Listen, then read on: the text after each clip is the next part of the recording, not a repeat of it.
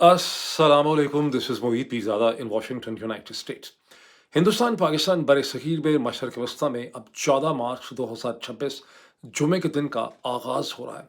अब से बहुत घंटे पहले ईरान के नए सुप्रीम लीडर मुज्तबा ख़ामेनेई ने दुनिया को ये धमकी दी और पैगाम दिया कि आबनाए हुर्मुज़ को बंद रखा जाएगा।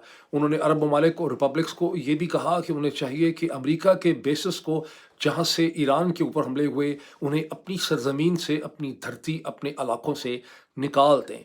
उनकी इस स्टेटमेंट के बाद, जिसे ईरानियन ब्रॉडकास्टर्स पे पढ़ के सुनाया गया, उनकी ये कोई वीडियो मैसेज नहीं है, उसके जवाब में चंद घंटे के बाद इसराइल के वज़ीर आज़म बेंयामिन नेतन्याहू, जो जब से हमला शुरू हुआ, ये जंग शुरू हुई है, रूपोश थे, उन्होंने कोई प्रेस कॉन्फ्रेंस नहीं की, वो भी नमूदार हुए एक वीडियो प्रेस कॉन्फ्रेंस में। उस वीडियो प्रेस कॉन्फ्रेंस में वीडियो लिंक के ज़रिए उन्होंने सवालात जवाबात भी लिए, क्वेश्चंस लिए, और एक सवाल के जवाब में उन्होंने ये भी कहा कि वो ईरान के नए सुप्रीम लीडर मुज्तबा ख़ामेनेई की कोई लाइफ इंश्योरेंस गारंटी ऑफर नहीं कर सकते, जिसकी इंटरप्रिटेशन इंटरनेशनल मीडिया ने ये कही है कि एक स्लिम वार्निंग उन्होंने दी है, एक वेल्ड वार्निंग उन्होंने दी है कि वो उनका इसराइल कोशिश होगी कि मुज्तबा ख़ामेनेई को भी कत्ल कर दिया जाए।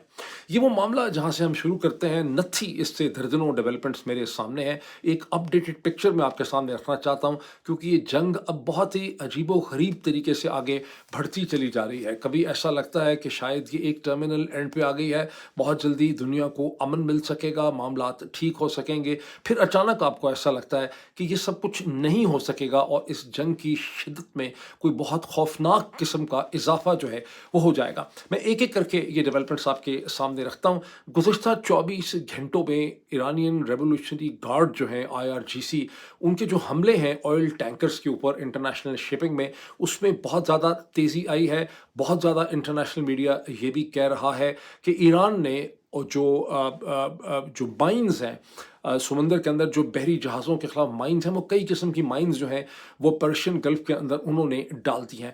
बहरहाल ये जो हमलों में बहुत ज़्यादा तेज़ी हुई, इसमें नॉर्थ पर्शियन गल्फ में इराक के वाटर्स के अंदर, जहाँ इराक के साहिल और उसकी पोर्ट्स के करीब 2 इंटरनेशनल शिपिंग टैंकर्स के ऊपर हमला हुआ, जिसमें कुछ जानी लॉस भी हुआ है, टैंकर्स को आग लग गई है, और उसके बाद से इराक का जो बचा कुचा ऑयल आउटपुट था, प्रोडक्शन थी, वो भी रुक गई है।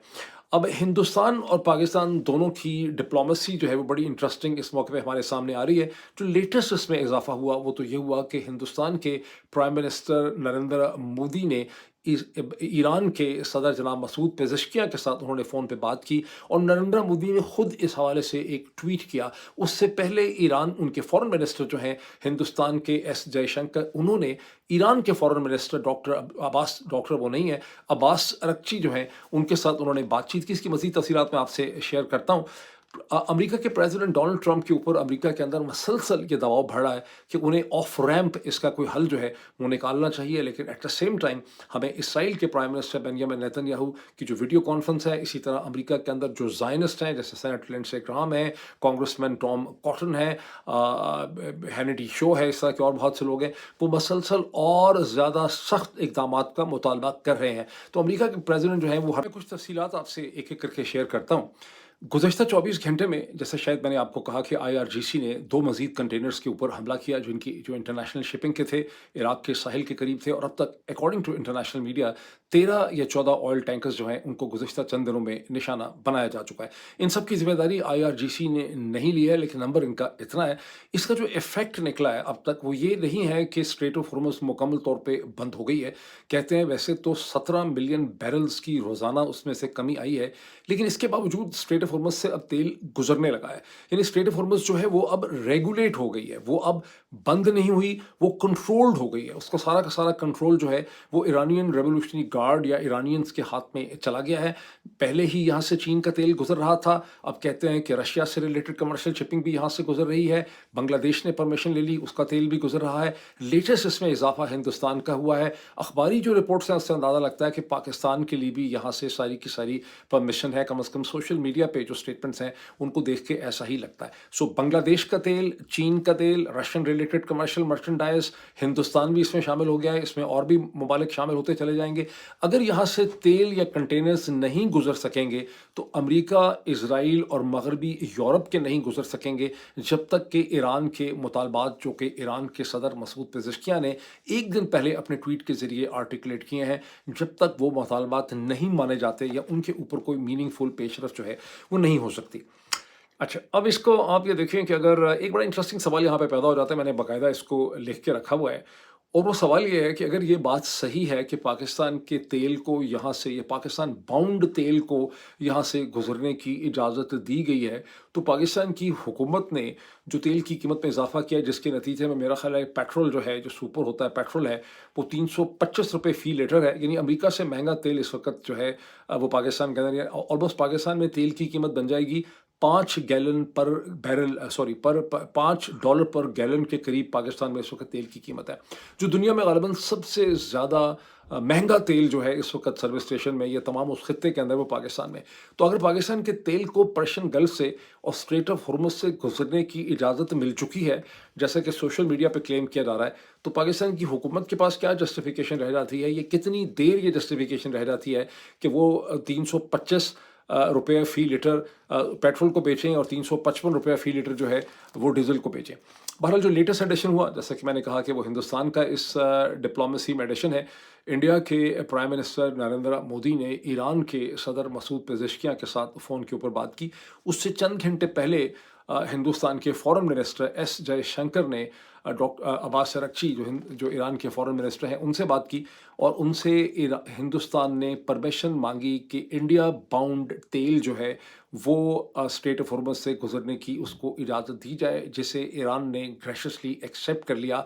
अब उसका मैकेनिज़्म ये होगा कि हर वो कंटेनर जो इंडिया के लिए बाउंड है, वो ईरान को, IRGC को या ईरान की गवर्नमेंट को अलर्ट करेगा स्ट्रेट ऑफ हॉर्मुज़ में दाखिल होने से पहले, और उसे टारगेट नहीं किया जाएगा। मैंने बाज़ एनालिस्ट का ये देखा है, उसका एनालिसिस कि ये बड़ा एक डेलिकेट मैकेनिज़्म है, बिकॉज IRGC जो है वो 31 ऑटोनोमस यूनिट्स की शक्ल में ऑपरेट कर रहे हैं, यानी 31 प्रोविंसेस के IRGC इंडिपेंडेंट हैं, और उनके साथ ईरान की मौजूदा पॉलिटिकल जो लीडरशिप है, प्रेसिडेंट मसूद पेज़ेश्कियान और उनकी कमेटी, सुप्रीम लीडर और ईरान के फॉरेन मिनिस्टर, उनका राब्ता अक्सर टेनुअस होता है, वो एग्जैक्ट नहीं होता। तो ये कैसे इंश्योर होगा कि वो तमाम तेल जो पाकिस्तान बाउंड है या इंडिया बाउंड है या बांग्लादेश बाउंड है, वो स्ट्रेट ऑफ हॉर्मुज़ से गुजरते हुए महफूज ही रहेगा, या आने वाले दिनों में हमें पता चलेगा। बहरहाल हिंदुस्तान की ईरान के साथ जो अप्रोच है वो कई वजूहात की वजह से बड़ी माना खेज, बड़ी मीनिंगफुल है, इसके अंदर बड़ी डेप्थ है। अब हिंदुस्तान के, और बड़े माना है इसके अंदर, बहुत मीनिंग है इसके अंदर डिफरेंट किस्म के। इंडिया के प्राइम मिनिस्टर नरेंद्र मोदी ने खुद ट्वीट किया कि मेरी ईरान के प्रेसिडेंट मसूद पेज़ेश्कियान के साथ बात हुई है, जो ईरान के अंदर स्ट्रक्चरल मटेरियल लॉस हुआ है, जो लॉस ऑफ लाइफ हुआ है उस पर, और ये बड़ी कॉशियस किस्म की स्टेटमेंट है। ये इतनी कॉशियस अगर ना होती, अगर इसमें थोड़े से ज़्यादा जज्बात होते, ये इतनी ज़्यादा ब्यूरोक्रेटिक ना होती तो ज़्यादा अच्छा होता। लेकिन बहरहाल उन्होंने कहा कि लॉस ऑफ लाइफ पे उनको जो है तशवीश है, उसका उन्होंने दुख का इजहार किया, और उन्होंने कहा कि इंडियन लाइफ्स का भी वो कंसर्न है, और हिंदुस्तान की एनर्जी जो सप्लाई है उसके बारे में वो कंसर्न है। अब इसकी सिग्निफिकेंस क्यों है? इसकी सिग्निफिकेंस ये है कि हिंदुस्तान की फॉरेन पॉलिसी ने गुज़श्ता चंद महीनों में विज़ अमेरिका, इसराइल एंड ईरान बहुत से उन्होंने पलटे खाए। पहले तो मुझे ऐसा लगता है, जो मुझे बहुत अफसोस है इस चीज़ का, बिकॉज आप में से जो लोग मुझे गुज़श्ता 3-4 बरस से फॉलो कर रहे हैं, मुझको, मेरे ऊपर ये बड़ा इल्ज़ाम है पाकिस्तानी व्यूवर्स की तरफ से, जेन्युइन इल्ज़ाम है, क्योंकि कोई और ऐसा पाकिस्तानी ओरिजिन मीडिया पर्सन है ही नहीं जिसको जो इतने रिस्पेक्टफुली इंडियन गवर्नमेंट को या Indian ministry of external affairs को डील करता है, जो ये समझता है कि इनकी फॉरेन पॉलिसी जो है वो सही बुनियादों के ऊपर है, उसकी सही वैल्यूज़ है। लेकिन गुज़श्ता चंद महीनों में इंडियन फॉरेन पॉलिसी इंतहाई मायूसकुन रही विज़ यूनाइटेड स्टेट्स। ऐसा लगता है कि डोनाल्ड ट्रंप ने जनवरी 2025 के बाद, जब हिंदुस्तान के ऊपर ट्रेड मैटर्स के ऊपर अपना दबाव बढ़ाया, उसके बाद उन्होंने हिंदुस्तान पाकिस्तान की जंग के ऊपर एक रिडिकुलस पोजीशन ली। उसके नतीजे में हिंदुस्तान की फॉरेन पॉलिसी और मिनिस्ट्री ऑफ एक्सटर्नल अफेयर्स जो हैं वो खासे डिप्रेस हुए, डीमोरलाइज हुए। उन्हें समझ ही नहीं आया कि डोनाल्ड ट्रंप की जो एग्रेसिव अप्रोच है उससे उन्होंने कैसे डील करना है। ये एक आपको क्लियर इसके सिम्टम्स नज़र आते हैं, और हिंदुस्तान के अंदर जो उनकी अपोजिशन है और जो उनके मीडिया में सेल्फ रिस्पेक्टिंग लोग हैं, उनको भी ये बात बड़ी बुरी लगी है है, बिकॉज़ उनका ये नहीं ख़्याल था कि हिंदुस्तान की फ़ॉरेन पॉलिसी डोनाल्ड ट्रंप के सामने इस तरह से सरेंडर करेगी, जिस तरह से वो मुसलसल सरेंडर करते नज़र आ रही है। हिंदुस्तान की फ़ॉरेन पॉलिसी के अंदर विज़-अ-विज़ यूनाइटेड स्टेट्स जो लैक ऑफ कॉन्फिडेंस रिफ्लेक्ट होने लगा है गुज़िश्ता चंद महीनों में, उसके ऊपर बड़ी बहस की जा सकती है, उसकी बहुत सी एविडेंसेस हो सकती हैं, बहुत से उसके सिम्पटम्स हैं, और इंडिया के अंदर जो लेफ्ट का प्रेस है, वो उन सिम्पटम्स को देख भी रहा है, और ज़ाहिर है कि जो लोग हुकूमत को आरएसएस के बीजेपी या गवर्नमेंट का हिस्सा हैं, वो 25,000 उसकी एक्सप्लेनेशंस निकालेंगे कि हम सही कर रहे हैं जो कुछ भी हम कर रहे हैं। लेकिन हम वो सारी डिबेट के अंदर नहीं जाते, हम सिर्फ एक छोटे से पैराहे में एक मखसूस तरीके से देखते हैं कि हिंदुस्तान ने ईरान, इसराइल, अमेरिका के साथ इंडियन फॉरेन पॉलिसी ने अपने आप को गुज़िश्ता चंद दिनों या हफ्तों में किस तरह से डील किया। अभी देखिए कि फरवरी के आखिरी हफ्ते में हिंदुस्तान के प्राइम मिनिस्टर नरेंद्र मोदी जब इसराइल के 3 या 4 दिन के दौरे पे वहाँ पे पहुँचे, बहुत आसानी से इस दौरे को रीस्केड्यूल किया जा सकता था, पोस्टपोन किया जा सकता था, वर्ल्ड ऑफ डिप्लोमेसी में कोई भी बहाना क्रिएट किया जा सकता है। क्या उसकी वजह थी? उसकी वजह ये थी कि ईरान भी, जहाँ इसराइल के साथ हिंदुस्तान के ताल्लुकात बड़े इंपॉर्टेंट हैं, जिनमें 1990 की दिहाई के बहुत तेज़ी से इजाफा हुआ। हिंदुस्तान के प्राइम मिनिस्टर ने 2013 में पहली दफ़ा इसराइल के प्राइम मिनिस्टर के साथ मुलाकात की, 2014 में ये समथिंग, और उसके बाद फिर 2017 में ग़ालिबन पहला उन्होंने विज़िट किया। तो बतदरीज उसमें इजाफा हुआ, और इंडिया के मिनिस्ट्री ऑफ एक्सटर्नल अफेयर्स ने, ये स्ट्रेटेजिक कम्युनिटी ने इस रिलेशनशिप को स्ट्रेटेजिक बुनियादों पे अपने लिए बहुत इंपॉर्टेंट समझा। But at the same time जहाँ ये रिलेशनशिप इंपॉर्टेंट था, वहीं ईरान के साथ हिंदुस्तान के देरीना ताल्लुकात रहे, एक लेवल ऑफ ट्रस्ट बिल्डअप किया, सो मच सो कि हिंदुस्तान का मीडिया हमें याद करवाता है कि कैसे कई दफ़ा इंडिया पाकिस्तान का जहाँ मामला आया, वहाँ पर इंडिया को ईरान की तरफ से बेहतर रिस्पांस मिला, ये इंडिया की पोजीशन को ईरान ने सपोर्ट किया। अंडर द सर्कमस्टांसेस जब ये बिल्कुल क्लियर था कि ईरान के ऊपर इसराइल और अमेरिका का हमला नागुज़ीर है, इंडिया के प्राइम मिनिस्टर को as representative of 1.5 billion population of the world, global south के मॉरल लीडर की हैसियत से, एक ऐसे मुल्क की हैसियत से जो रूल बेस्ड ऑर्डर में, जो मल्टीलैटरल डिप्लोमेसी या मल्टीलैटरल वर्ल्ड में बिलीव करता है, जो इसे कहते हैं दो हिस्सों में दुनिया के बिलीव नहीं करता, उसको इस स्टेज पे वहाँ नहीं जाना चाहिए था, बिकॉज इसराइल के प्राइम मिनिस्टर ने नरेंद्र मोदी की प्रेजेंस को अपने लिए बेतहाशा इस्तेमाल किया, नंगा नंगा इस्तेमाल किया। नज़र आ रहा था कि वो ये मैसेज दे रहे हैं कि एक ऐसे वक्त पे जब मैं ईरान के ऊपर हमला करने वाला हूँ, हिंदुस्तान जो दुनिया का सबसे बड़ी आबादी है, 1.5 बिलियन पॉपुलेशन, 1.4 बिलियन पॉपुलेशन, मेरे साथ खड़ा है। चले यहाँ तक तो फिर भी सटल चीज़ें हैं, आप उसको इग्नोर भी कर सकते हैं, उसकी बहुत सी एक्सप्लेनेशन दे सकते हैं, लेकिन इसके बाद जो हुआ उसको एक्सप्लेन करना तकरीबन नामुमकिन है। जब आयतुल्ला अली खामेनाई को मार डाला गया अमेरिका इसराइल की स्ट्राइक में, हिंदुस्तान की तरफ से बिल्कुल एक मौत की खामोशी थी, सकूत था, खौफ था, उन्होंने सिरे से उसके ऊपर कोई रिएक्ट ही नहीं किया। मैंने नहीं देखा कि हिंदुस्तान की तरफ से ना तो इस हमले को कंडेम किया गया, वो पाकिस्तान ने भी नहीं किया, लेकिन इमाम खामेनाई का जो मारे जाना था उसको कम से कम पाकिस्तान के प्राइम मिनिस्टर शहबाज शरीफ ने उसके ऊपर एक पोजीशन ली, जिसका मैं मजीद अभी जिक्र करता हूँ। लेकिन हिंदुस्तान की तरफ से इस पर कोई पोजीशन ली ही नहीं गई। जो कम से कम भी पोजीशन वो ले सकते थे, वो ये हो सकता था कि वो कहते कि हम इसमें बहुत ज़्यादा हमारा कंसर्न है कि ये जो कुछ हो रहा है। कम से कम शहबाज शरीफ ने ये कहा कि हमें बहुत दुख हुआ इमाम खामेनाई के मारे जाने का, उनकी हलाकत का, और ये है कि दुनिया की ये नॉर्म नहीं थी कि इस तरह से हेड ऑफ द स्टेट जो हैं उनको टारगेट किया जा सकता है। ये और बात है कि पाकिस्तान ने भी अमेरिका और इसराइल के हमले को कंडेम नहीं किया। हिंदुस्तान ने ना हमले को कंडेम किया, ना हिंदुस्तान ने इमाम खामेनाई के मारे जाने जो है उसको कंडेम किया, उस पर कोई पोजीशन नहीं ली, which was in fact quite a stark contrast to the traditional Indian foreign policy, जिसके अंदर एक बहुत ज़्यादा एक बैलेंस जो है वो पाया जाता था। क्या किया गया कि हिंदुस्तान के जो फॉरेन सेक्रेटरी हैं विक्रम मिस्री साहब, वो 5 तारीख को जब कंडोलेंस बुक खुली ईरान के एम्बेसी में, वहाँ जाके उन्होंने उसके ऊपर सिग्नेचर कर दिया और उसके पीछे अपने आप को उन्होंने छुपाने की कोशिश की। अब पाकिस्तान की हुकूमत ज़ाहिर है कि उसके ऊपर कई किस्म के मल्टीपल दबाव हैं, अरबों का पैसा लिया हुआ है, रिजर्व हैं कोई नहीं, जिसके हमेशा हिंदुस्तान के कमेंटेटर्स पाकिस्तान का मजाक उड़ाते हैं कि भाई इनके पास सारे पैसे हैं, सऊदी अरब के हैं, चीन के हैं, मुत्तहिदा अरब अमारात के। तो ज़ाहिर है कि उनके ऊपर वो प्रेशर था, और फिर ज़ाहिर अमेरिका का भी प्रेशर था, क्योंकि अमेरिका की मदद से एक नाजायज़ हुकूमत जो है वो मसलसल लेजिटिमेसी सपोर्ट हासिल करती है, financial circle, world bank, IMF and all that. लेकिन इसके बावजूद भी इस सारे टाइम पीरियड में पाकिस्तान के फॉरेन ऑफिस ने निस्बतन बेहतर अपनी परफॉर्मेंस दिखाई। अगर आप गूगल पे क्विक सर्च करेंगे तो आपको ये लगेगा कि पाकिस्तान ने अ, इसराइल और अमेरिका के हमले को ईरान के ऊपर कंडेम किया। लेकिन वो कॉन्डेमनेशन जो है वो है जून 2025 की, जब पाकिस्तान फ़ॉरेन ऑफिस ने बड़े भरपूर तरीके से अमेरिका और इसराइल के जो हमले थे ईरान के ऊपर उनको कंडेम किया, लेकिन अभी कोई कॉन्डेमनेशन नहीं की।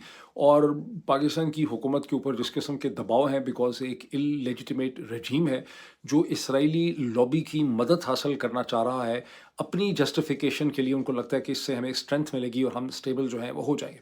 लेकिन मेरा एनालिसिस ये है, इस नाचीज़ का एनालिसिस ये है कि पाकिस्तान की bureaucracy, military, civil military bureaucracy और हिंदुस्तान का मिनिस्ट्री एक्सटर्नल अफेयर्स जो है वो दोनों एक बहुत बड़ी गलती कर रहे हैं। पाकिस्तान के केस में वो गलती काबिल माफ़ी इसलिए है कि वो बेचारे मजबूर हैं बहुत ज़्यादा, बिकॉज वो टोटली इलेजिटिमेट गवर्नमेंट है और वो हाथ पांव मार रहे हैं अपनी लेजिटिमेसी के लिए। और उनको लगता है कि जायनिस्ट के साथ अगर हमारी इक्वेशन बन जाएगी, हम उनको सपोर्ट करेंगे तो हमें लॉन्जेविटी मिल जाएगी।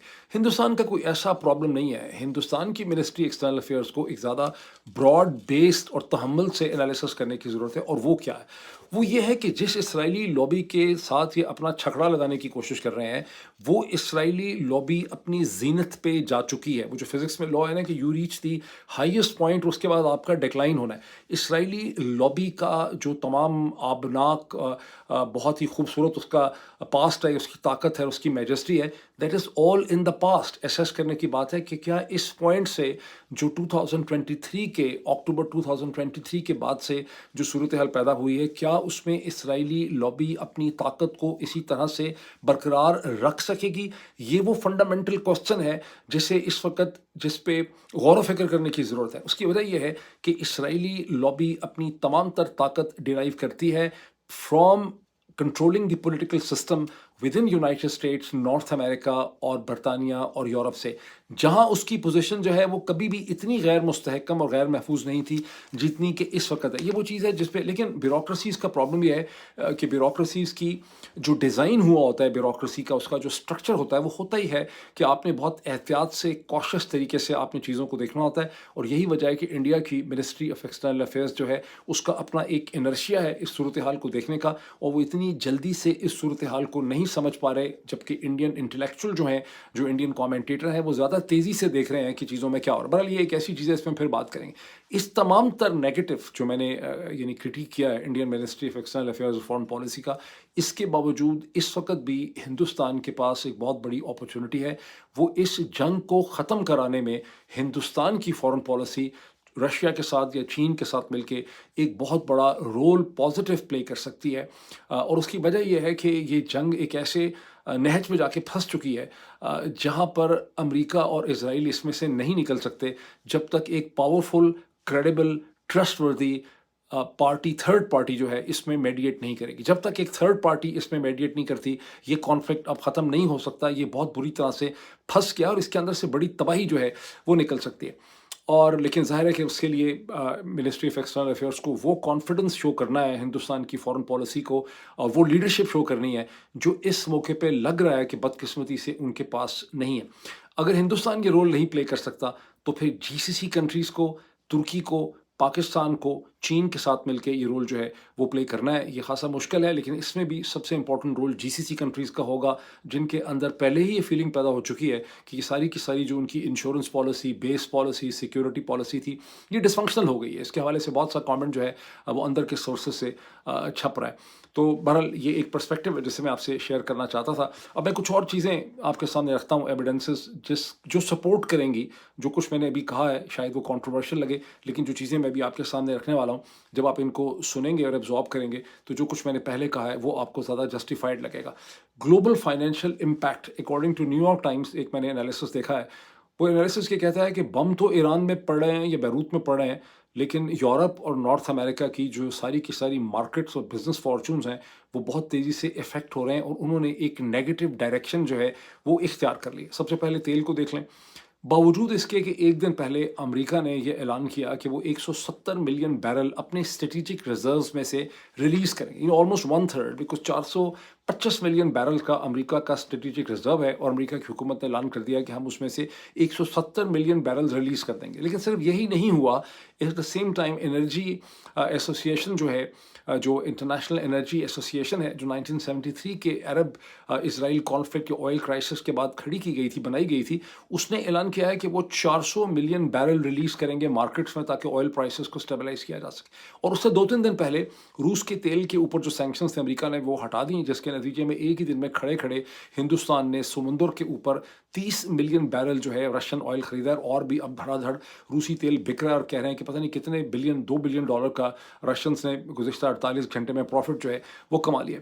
मगर बावजूद इन तमाम एडजस्टमेंट्स के तेल की प्राइसेस इंटरनेशनल मार्केट में बढ़ रही हैं। इन अदर वर्ड्स, आपने जो करना था वो आपने कर लिया, आपने जो रिलैक्सेशन एडजस्टमेंट पॉलिसी मैयर करने थे वो आपने कर लिए। उसके बावजूद ब्रेंट ऑयल जो है वो अब स्टेबल हो गया है, ब्रेंट क्रूड जो है $100 से ऊपर स्टेबल हो गया। इससे पहले जब उसने $120 को टच किया था तो वो टच करके नीचे आ गया था, वो स्टेबल नहीं हो, अब वो स्टेबल हो गया है $100 प्लस पे। और जो वेस्ट टेक्सास इंटरमीडिएट है, WTI जो है वो 96 या 97 के ऊपर जो है वो जाके स्टेबल हो गया। अगर ये सूरत हाल स्टेट ऑफ हॉर्मस की बढ़ती है, जैसा कि वार्न किया है नए नए सुप्रीम लीडर जो हैं ईरान के, उन्होंने, तो फिर आप देख सकते हैं कि इसके ऊपर प्रेशर कितना पड़ता है। लेकिन आगे चले, मार जाए, तेल को मारें गोली, उसको LNG को भी गोले मारी गोले। एक और चीज़ देखें, यूएस की जो हाउसिंग मॉर्गेज मार्केट है, फ्रेडी मे ने ये बताया है कि बहुत मुश्किल मुश्किल अल्लाह अल्लाह करके कहीं वो 6.1% से मसलसल वो ऊपर थी, लोगों के बुरे हालात थे और वो उम्मीद ये थी कि वो 6% से नीचे आ जाएगी। लोग ऐसे भी हैं इस मुल्क में जिन्होंने 2.5 पे या 3% पे अपने घर लिए हुए हैं, लेकिन गुज़श्ता 1-2 बरस से ये मार्केट 6-7% पे जा रही थी। अब तवक्को ये थी कि 6% से गिरेगी, 5%, 4% पे आ जाएगी कहीं, लेकिन उसने बहुत तेज़ी से आगे बढ़ना शुरू कर दिया है बिकॉज ऑफ द सिचुएशन। और ये आप अमेरिकन जो आम आदमी कंज्यूमर है उसके लिए कितना प्रेशर है। अच्छा, यूएस फार्मर्स जो हैं, जो पहले ही बहुत ज़्यादा परेशान थे बिकॉज उनका फर्टिलाइज़र इनपुट महंगा था, ट्रैक्टर पार्ट्स का मसला था, अब वहाँ से रिपोर्ट ये है कि उनके प्रॉस्पेक्ट्स मज़ीद ख़राब हो रहे हैं इस जंग की वजह से।